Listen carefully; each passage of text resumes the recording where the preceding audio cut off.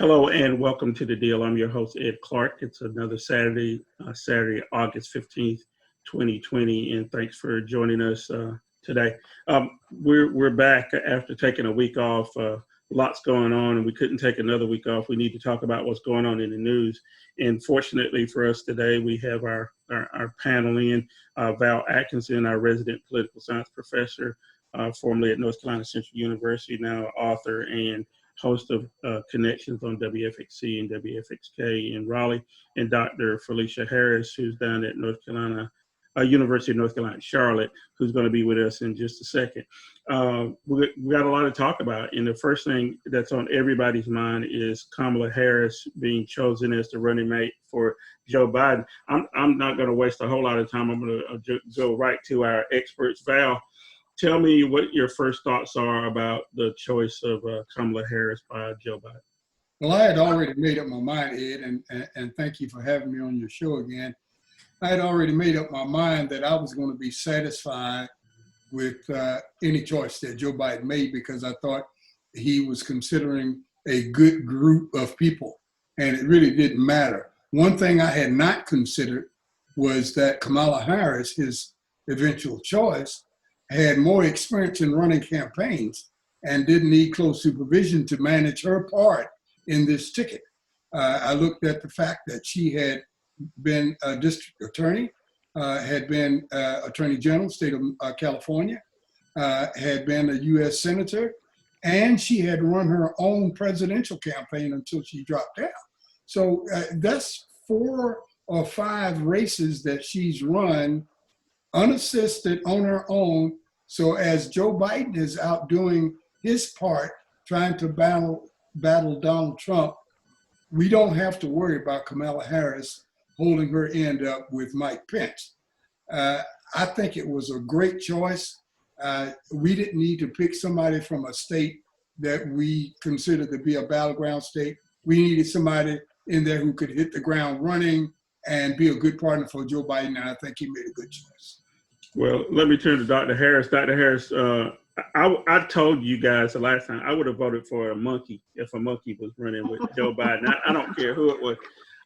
But Kamala Harris is a woman. She's a Black woman. She's also an Asian woman. She's been a prosecutor. So you tick off a whole bunch of boxes with Harris. But everybody's not happy, Dr. Harris. Explain that to me, why everybody's not happy about the choice. Good morning again, and thank you so much for having me. So one of the things I think when I was preparing to speak this morning was just to kind of take a step back and historically look at, since that's, of course, part of the area in which I teach. And so I was looking back at, because I think I'd seen something on one program where they were talking about some of the women, of course, who come before her, like Shirley Chisholm. I think someone had her whole accepting the putting her hat in the race. And so initially I was looking at it from a historical place. And one of the other individuals I was looking at was someone like a Sojourner Truth. Again, I know that's a far context from 2020, but I think what I saw in looking at that for a historical context was whether or not she fit. And I looked at it from the context of women's right to vote. I think we're a couple of weeks out from the anniversary of that historic movement and how Sojourner fit into that movement, and how difficult it was given, again, the context of that time. But even though it was about women, was it really about her placement, as a woman to be recognized in order to vote?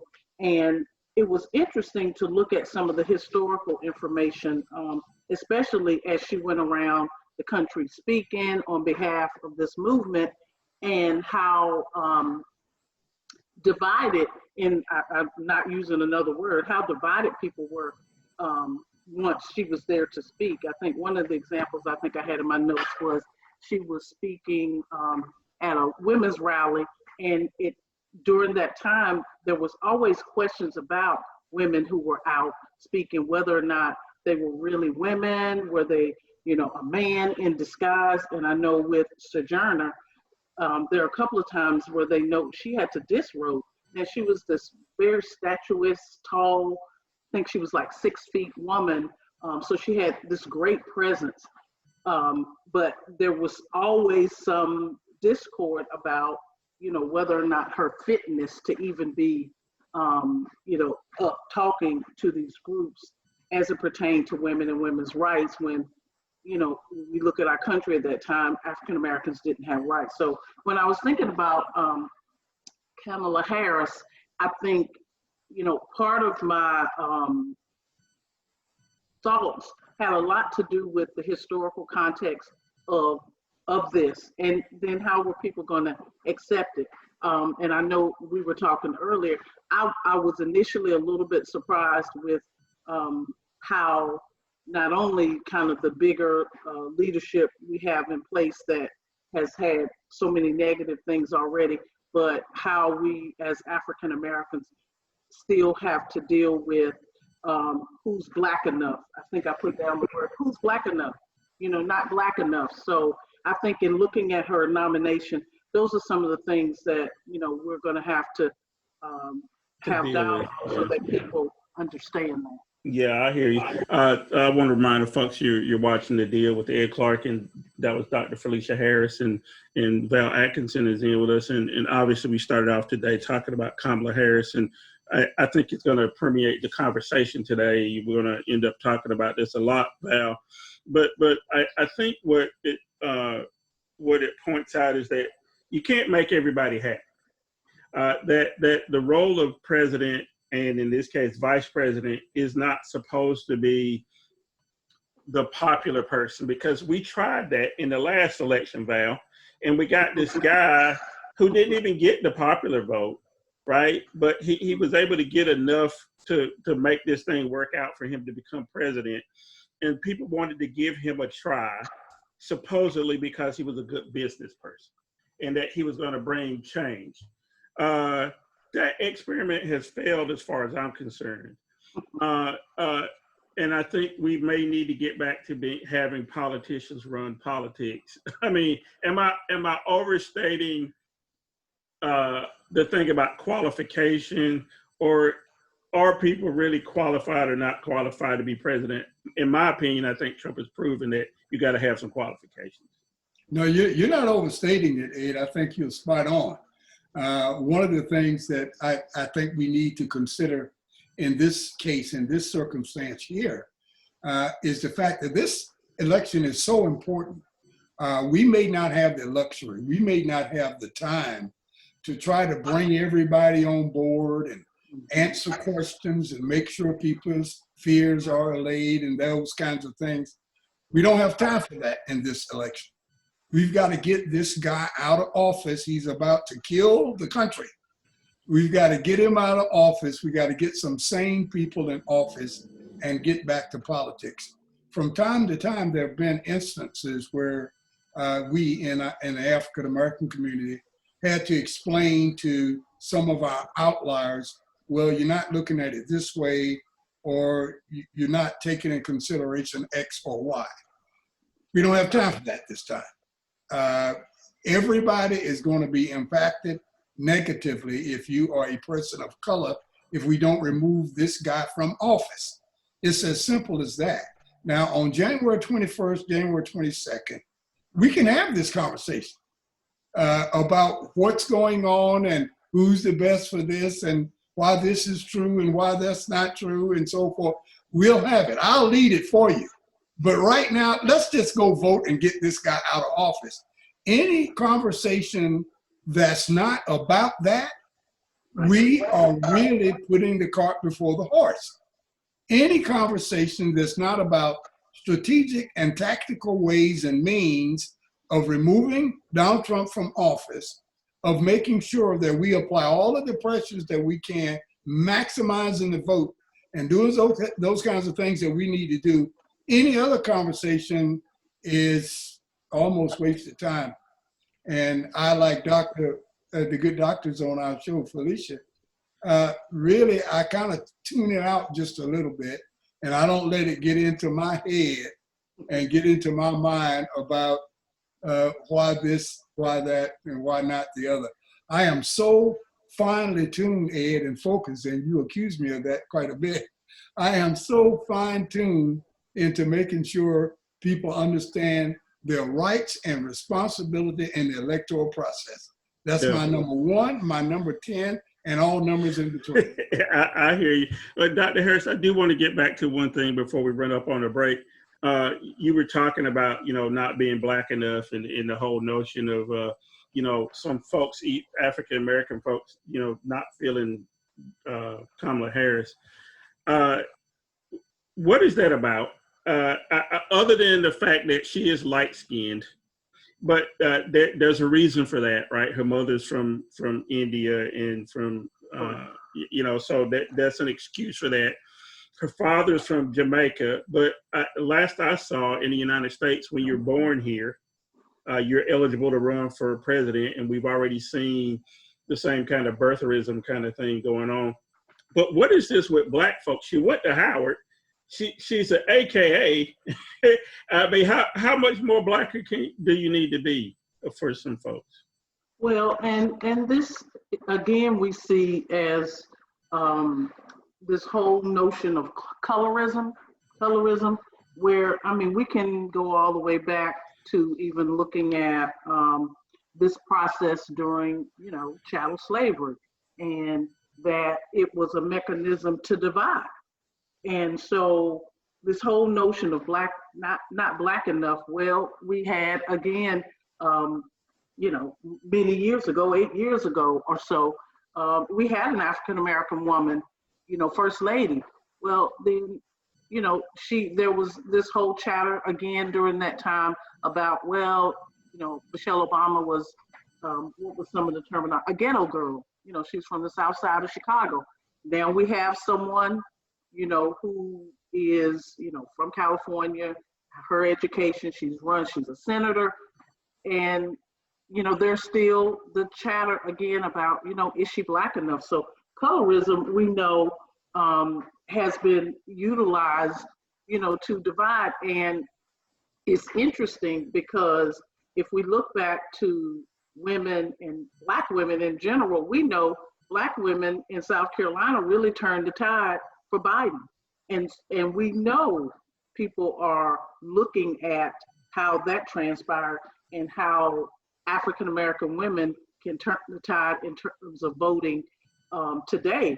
They're the ones that vote and take everybody else in the house with them. So I know part of this discussion about Black enough is, again, this political strategic mechanism in place to divide. And we cannot, go back to those old mechanisms of, they picked someone who was, fair. She's who she is, and she identifies as an African-American woman. And last I thought, we were still under, if you had the one drop, you were considered African-American. It's only more recently that we see Barack Obama's dad is African, mom is white, but that doesn't constitute, that one drop rule and, all the questions ensuing about his birth. Right. Well, Val, before we put a pin in this, one of the things that I thought about a lot over the last couple of days is, now we have an African-American vice presidential candidate. We've already had the president. The difference here is that Joe Biden's old. He's intimated that he wouldn't run again if he were elected. And again, he's not a young person. So choosing a vice president normally tends to mean that you also think they're the heir apparent for the party, as the titular leader of the party was that president's out. What do you think about Kamala Harris leading the party as a whole? And in addition to that, does it put an extra burden on her to also be presidential as well as running as the vice president? Do you know what I mean? I know exactly what you mean. And before I respond to that question, Ed, I'd like to tell you in the words of Richard Pryor that the comment about Joe Biden being old, I can tell you that I resemble that remark. But, well, I was trying to be delicate about it.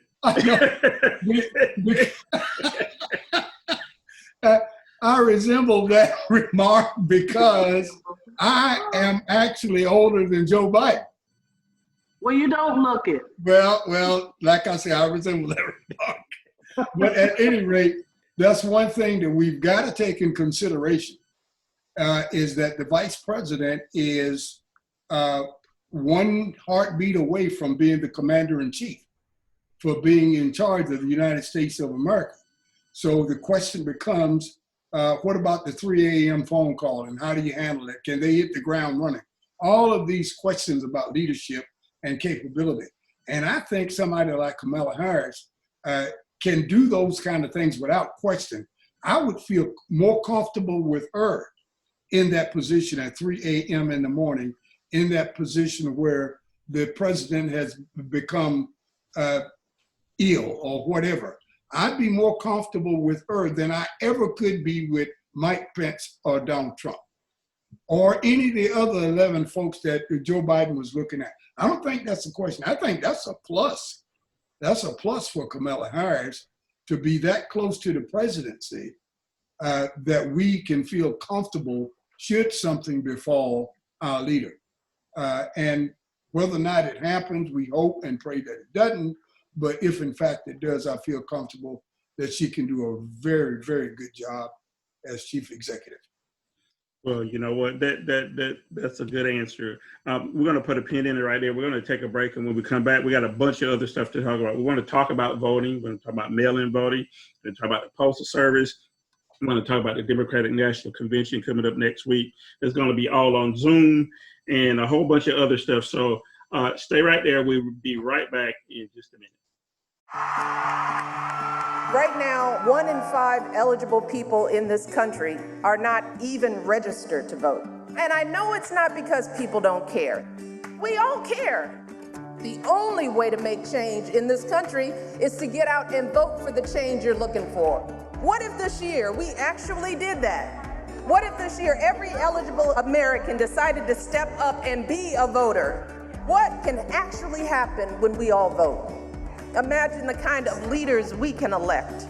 Leaders who are committed to creating a better world for my girls. When we all vote, we have the power to shape the future. My father was deported when I was 8 years old. If you can't vote, you should vote. Where we all vote, we translate our dreams into change. Register to vote today, not tomorrow, not the next day, but today. That means all of us. When we all vote, that's how change happens in America. I love you all so much. Let's get it done.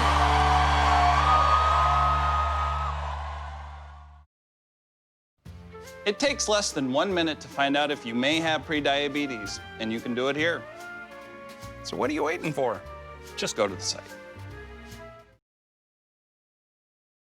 And welcome back to The Deal. I'm your host, Ed Clark, and we're talking all things politics again this weekend. Thanks so much, number one, for joining us and taking the time. Again, share this with your friends. The Deal with edclark.com. My piece this week is about Kamala Harris and the selection by Joe Biden, and I'd like for you to read that and pass it along. In addition to that, You can always hear me on Sundays with Val Atkinson on Connections on WFXC and WFXK in the North Carolina and Southern Virginia. Of course, it's also streaming online at foxync.com on Sundays at 8 a.m.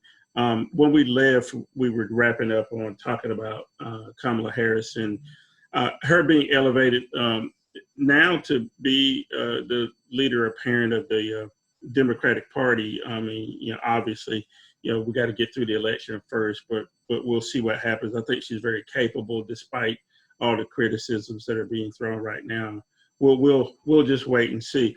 But I do want to talk about, and I'll bring Dr. Harris and Val back in. I do want to talk about voting. We always talk about, encouraging people to vote, but this time, we have a difference in that there's a pandemic going on that we haven't even talked about today. I mean, the numbers, we're getting close to 170,000 dead, over 5 million infected. We still lead the world. We're far outpacing the number 2, which is Brazil, and number 3, which is India. It's going to make it hard for people to get out and vote if they have to stand in line on election day on November 3rd. Now, we know, and Val, you can talk about this real quick, especially in North Carolina, there's so many other days that you can vote. And there's so many other ways you can make this mail-in voting work by getting your ballot early and so on and so forth. Val, real quick, talk to me about the process, at least here in North Carolina. And I know we have viewers and listeners in other places, but it's a lot the same everywhere in the country now, right? Absolutely. I'll just give you a couple of dates. First of all, early voting in North Carolina will begin on October the 15th, and it will run through October 31st. Also, registration closes down on October the 9th. So you got until October the 9th to register to vote in the November 3rd election. One thing I like to remind young folks of, the 26th Amendment made it possible for 18-year-olds to vote. So that means that you can vote if your birthday falls on the 3rd of November or before, you are eligible to vote. If you turn 18 on the 3rd of November or earlier, you're eligible to vote in this year's election. Doesn't mean you got to wait to register when you're 18. If you're going to be eligible to vote on November the 3rd, you can register up until October the 9th. So if you're 17 and you're going to be 18 by November the 3rd, please go down and register and get your logistics in place and figure out, talk with your parents or guardians or whomever, and figure out how you're going to get to the polls or whether or not you're going to try to do a mail-in ballot, and utilize things that Donald Trump's trying to keep us from doing. But you are eligible to vote. Early voting, Ed, I think you hit the nail on the head, is the key. If we are stymied from using mail-in ballots, if in fact we know we won't be available on the 3rd to stand in some long line with inclement weather, use those dates between October 15th and October 31st to go down and vote. To go down and vote, and you'll have it all over, and whatever the weather is on the 3rd won't bother you. It won't hamper your position on voting. So that's our advice, and we strongly recommend that if you're listening from another state other than North Carolina, of course, these dates may change because it's up to the state to determine when their early voting starts, if there's early voting, if there's same-day registration, when registration ends. All state, that's a state matter. So get with your state board of elections, your county board of elections, and find out what are the dates for your particular state. Chart them down, make a plan, stick to it, and make sure you're eligible and ready to vote. Yeah, I think that's the best advice of all is don't let any one date be in your head as the date to vote. That there's plenty of other days.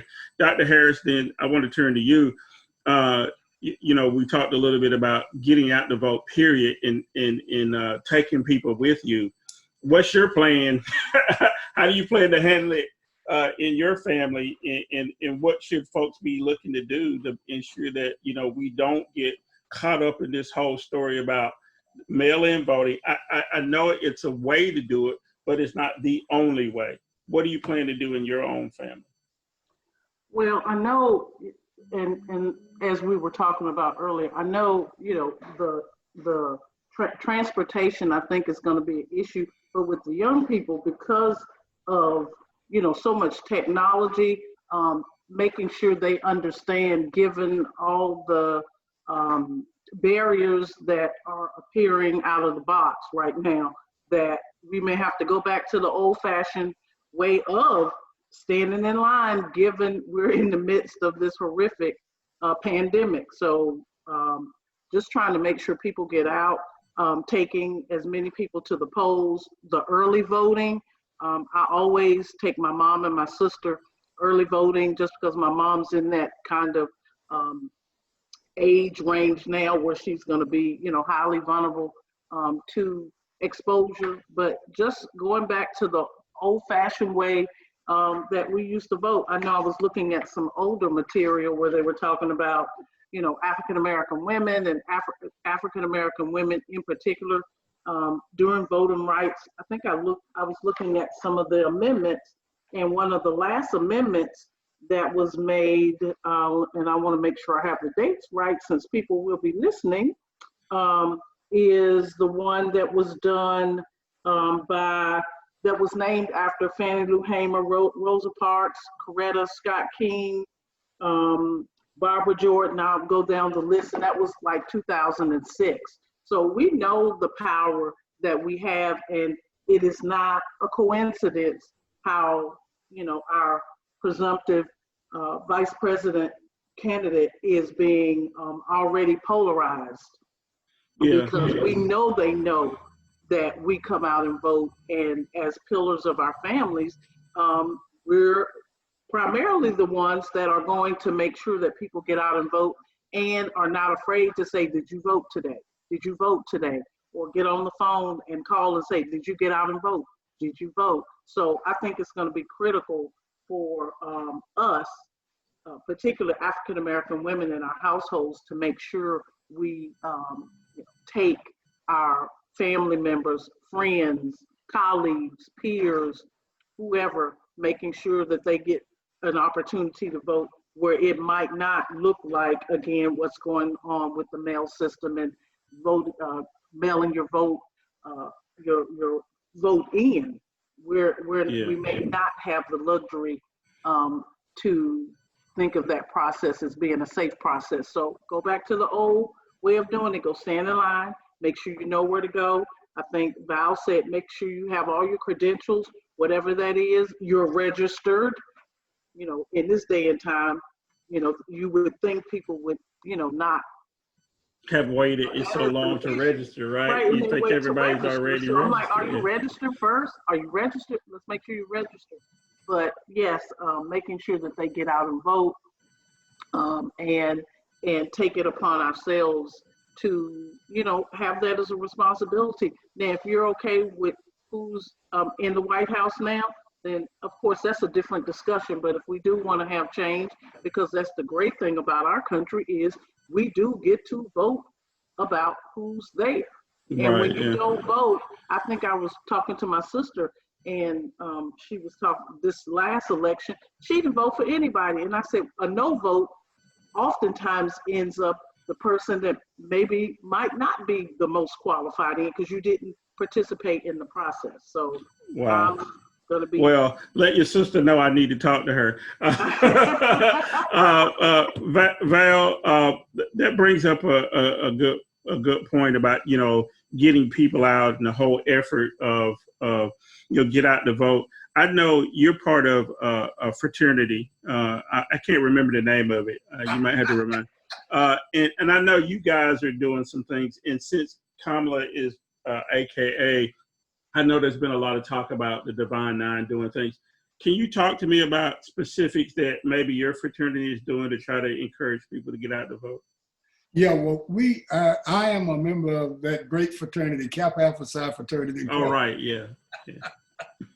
And of course, we are a part of the D9 as well, Divine Nine as well, with the AKAs. But we have gotten into a partnership with Radio 1 of Raleigh. And what we're doing is we have a program called Voter Education and Participation. And the two of us, the fraternity, the Bull City Kappas, and Radio 1, we are encouraging through education people to participate in the electoral process in this upcoming election. And we have a series of people coming on our show, Connections, from the Durham County Director of Elections, Dirk Bowens, to the state chair of the Board of Elections, Damon Sircosta, and many others. We've had also Jarvis Hall on, Professor Jarvis Hall, who is the former chair of the Political Science Department at North Carolina Central University, and of course Irv Joyner, who is with the North Carolina Central University School of Law. All of these people talking about the importance in the process for voting, dates that things stop, strategies, tactics, how do you get involved, who do you call if you have questions, how do you get that done? And our two groups, the Bull City Kappas and Radio 1 of Raleigh, are coordinating this effort to ensure that people have an opportunity to not only talk about politics like some of us love to do, but really be a part of it and participate this time, especially on or before November the 3rd. And I say on or before because now we're encouraging people to do early voting. We're encouraging people to mail in their choices. So the Kappas, the AKAs, the Alphas, the Omega Psi Phis, the Sigmas, and all the rest, we are definitely on board through the Divine Nine this time. All Black Greek organizations, we call ourselves the Divine Nine. If you're a member of a Black fraternity or sorority, particularly if you went to an HBCU, but it doesn't matter because all of the PWIs have, we have chapters in all of the PWIs now as well, and it's not just an HBCU issue. So we are getting together, the Divine Nine and PWIs and HBCUs, to make sure we have an opportunity to maximize the vote on November 3rd. Exactly. I mean, whatever we need to do to get people out. And I just don't get the people who are saying that, you know, they're going to withhold their vote or not vote. I don't understand that. I vote every time I have an opportunity. I want to switch gears a little bit, both of you.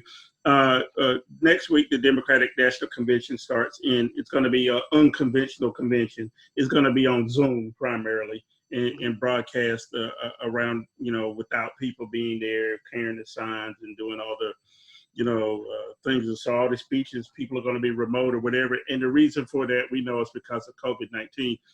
I said already that the numbers here in the United States are over 5 million diagnosed, approaching 170,000 dead worldwide, 764,931 dead as of this morning. Dr. Harris, you're also still teaching. And have you heard how you're going to be teaching this semester? Are you going to be doing online Zoom stuff at the college level? And have you talked to other people in your business about how their colleges are going to be handling things? So right now, we are going to have kind of what I would use the word hybrid. There are some classes that will attempt, I'll use the word attempt to meet face-to-face. I have 3 classes in this fall, and 2 of those classes were already scheduled during the course of my teaching over the years to be 100% online. So those 2 classes are in their, you know, normal fashion. I do have 1 class that we are attempting to do hybrid, and it's interesting you asked that question because I just got I got an email from a student yesterday, and she long narrative that said, you know, Harris, I'm in your class. One is an 8 o'clock class, so there may be some other things going on that she might not want to be on campus, you know, at 8 a.m.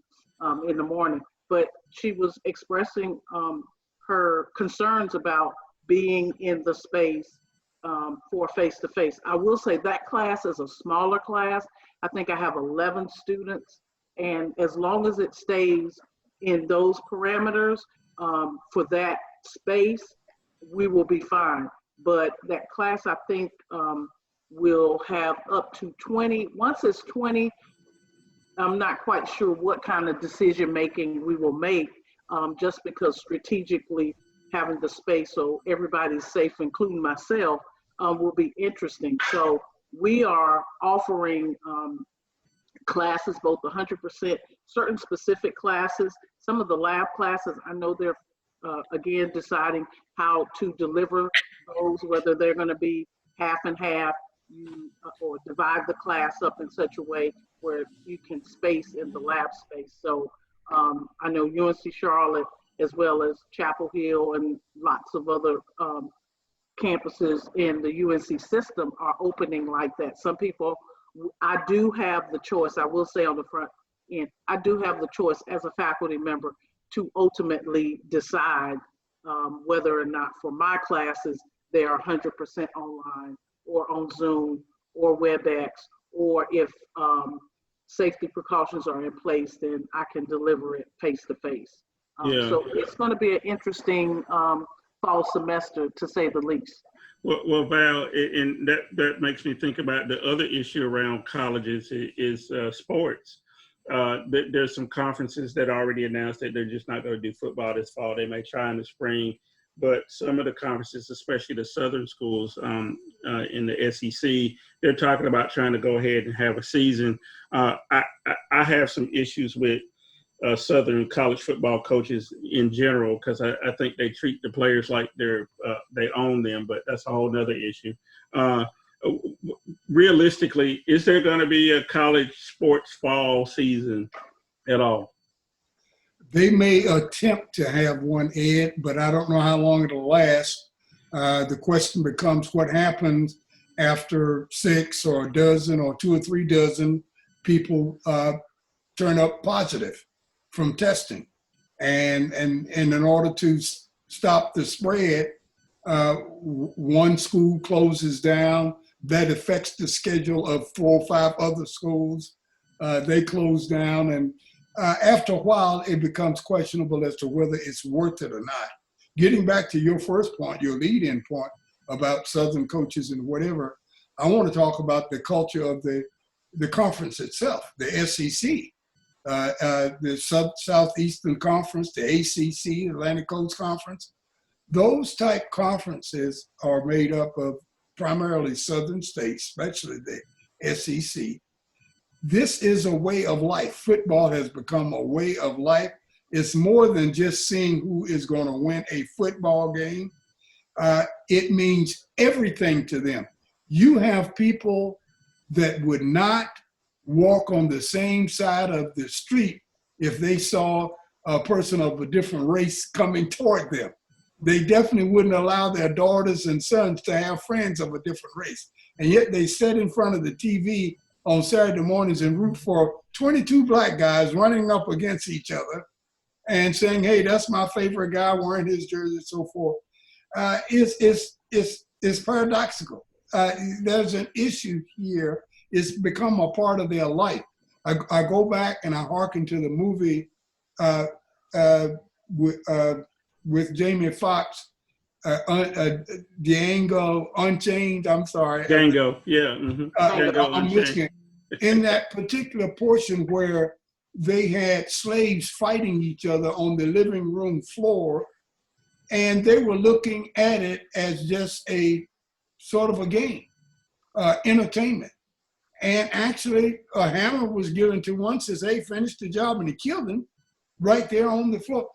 And to some degree, we have too many people who haven't embraced diversity and social justice yet. but still can embrace football. They still can embrace seeing Black people go up against one another in a sporting event. And this gives me pause. This makes me feel uncomfortable. I'm wondering, which is the real person? Is it the person that loves Black folks when they're running and jumping? Or is it are you the real person who really doesn't like diversity and social equality, and you support policing as it is? That's another topic, Ed, and I'd love to go into it, but people are wanting a football season in the South for all the wrong reasons. They're not interested in these guys' careers and that sort of a thing. They're thinking about the bottom line. Football is a huge business in the South. Yeah. If you take away football and the games and all of those and the paraphernalia that's sold, it's a big hit to a lot of towns and counties and places in the South that depend upon that revenue to really make things happen. Yeah, and that's the truth. We're coming up on a break again, but I want to remind you guys to stick around. We got one more segment to go. We do want to talk about the Democratic National Convention and what we expect to come out of that and who's going to be speaking. I do want to wrap up a little bit and just talk about how the campaign's going to go, since it's going to be all virtual this time, and a number of other issues. And we'll be right back right after this message. And you're watching The Deal with Ed Clark and Dr. Felecia Harris and Val Atkinson.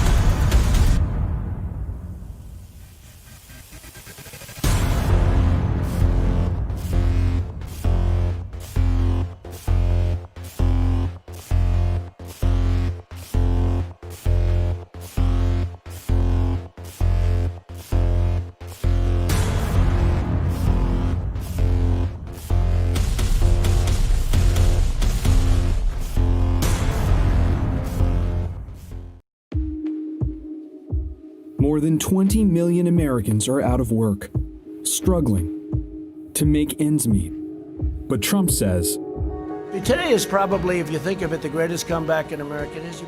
Trump's botched handling of the coronavirus pandemic cost jobs, and the unemployment rate is still at historic levels. Donald Trump either doesn't know what's going on, or he just doesn't care.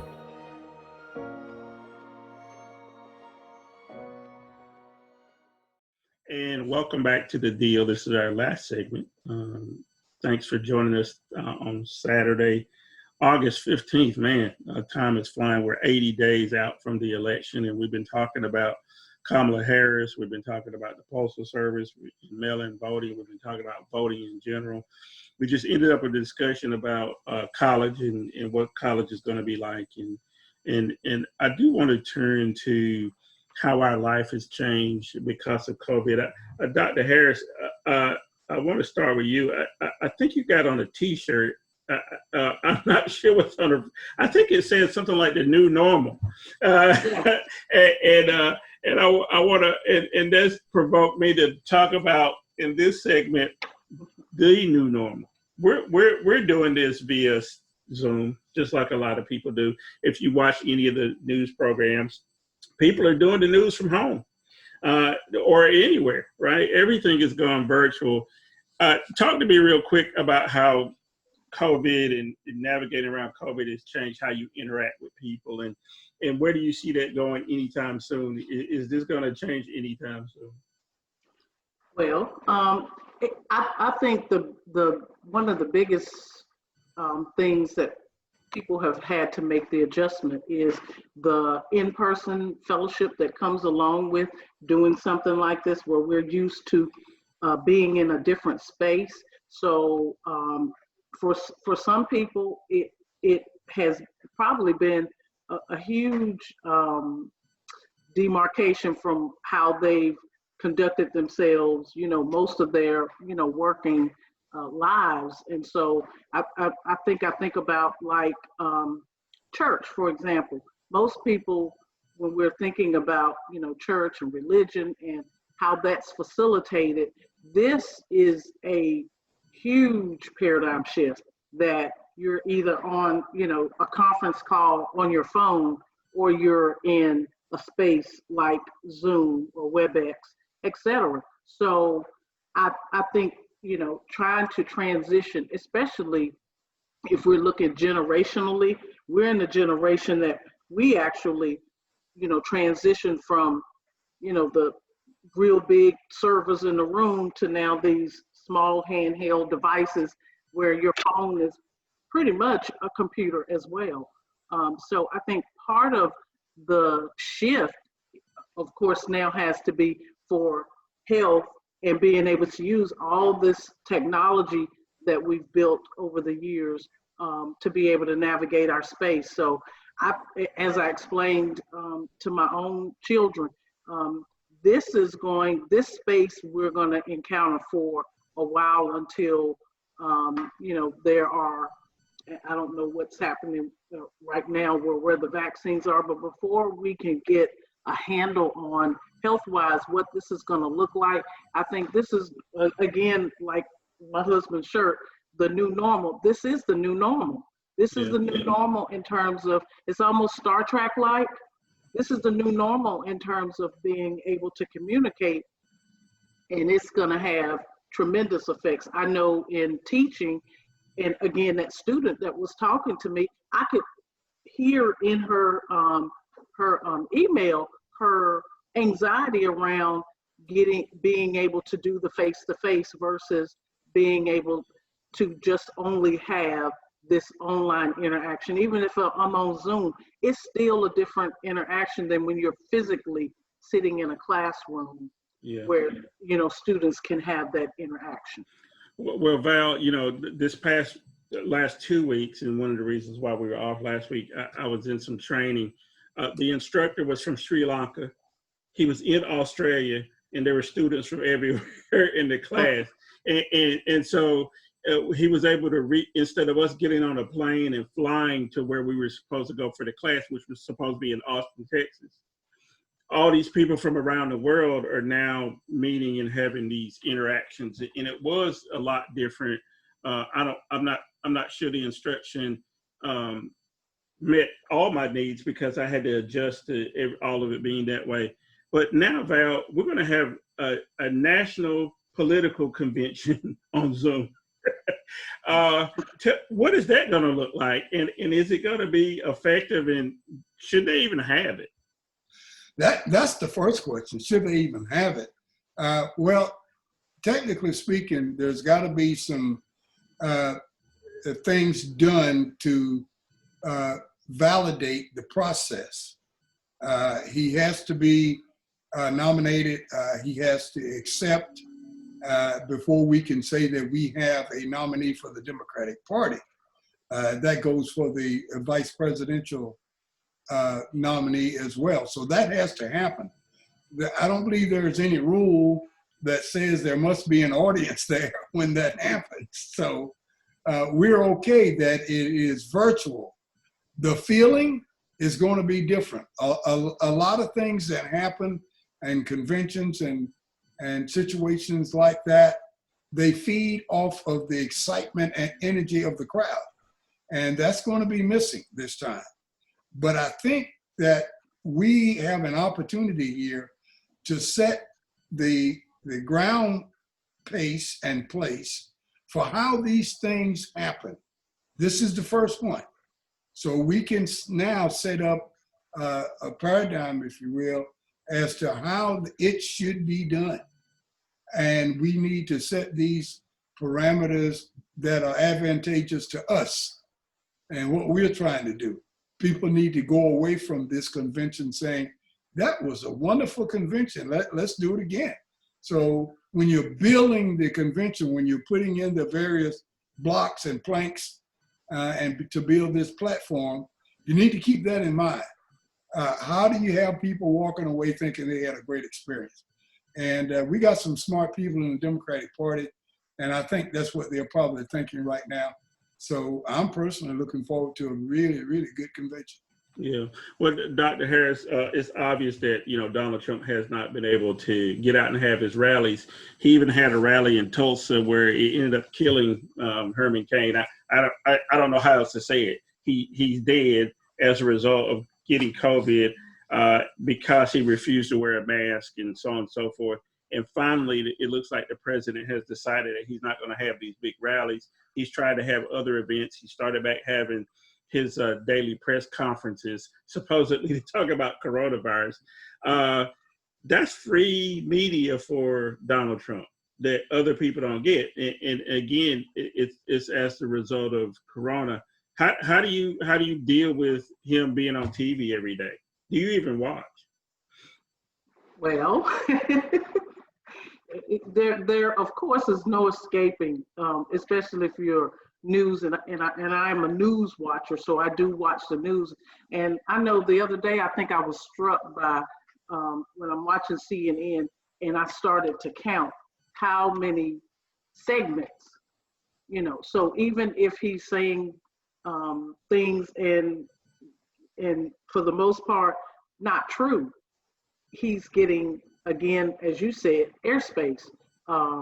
And although the message is a message in many times of hypocrisy, the message gets out nonetheless. And I think our technology has made it such that sound bites we can see over and over again, which, when I first was able to vote, once we saw it, that was it. It just kind of floated away. Now you can see it over and over and over and over again. So I've learned to tune out certain things because, of course, we know news goes in cycles. So you may see this story at CNN at 12 o'clock, the same cycle of it at 3 o'clock, the same cycle of it at 6 o'clock, the same cycle at 9 o'clock. So invariably, even though they are dissecting what is out there, it is giving him a space to continue to speak his platform. It is interesting. Well, Val, in the time we got left here, that brings up an interesting problem. You got to cover the election, right? The campaigns, and it appears that obviously the campaigns are also going to be virtual. There was a lot made of Joe Biden being in his basement, right, and recording from there. The Republicans knowing full well that he couldn't go out and do rallies, right? I mean, I don't know what they expected to do. Essentially, Donald Trump has hijacked 5 o'clock in the afternoon to do his supposed Corona briefings, and I'll do my air quotes because he very rarely talks about Corona at these briefings. And now we have the ability of the president to throw out news by, again, having these executive orders that he signs. Like when he was at Bedminster at his country club last weekend, supposedly signing an executive order to do something about Corona relief when he doesn't have the constitutional authority to appropriate funds. What are people smart enough to understand this, or do they believe that these executive orders and all these other things he's doing is not just an attempt to campaign? Well, I don't think collectively that the American people have a handle on this, because we've stopped teaching civics in a way that's acceptable, important in our public school system.